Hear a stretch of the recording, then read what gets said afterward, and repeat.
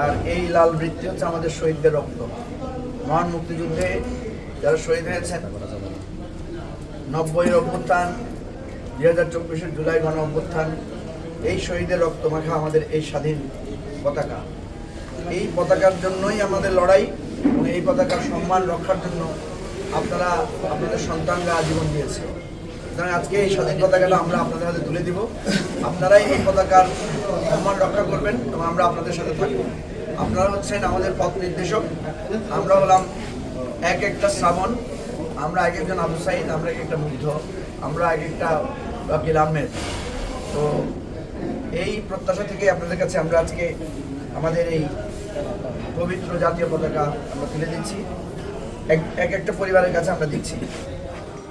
মুক্তির মন্দির সোপান তলে কত প্রাণ হলো বলিদান, লেখায় আছে অশ্রু জলে।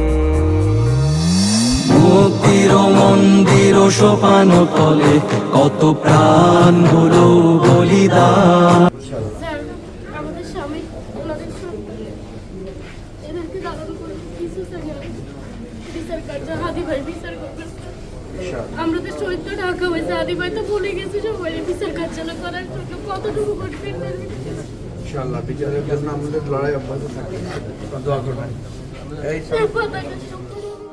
মুক্তির মন্দির সোপান তলে কত প্রাণ হলো বলিদান, লেখায় আছে অশ্রু জলে।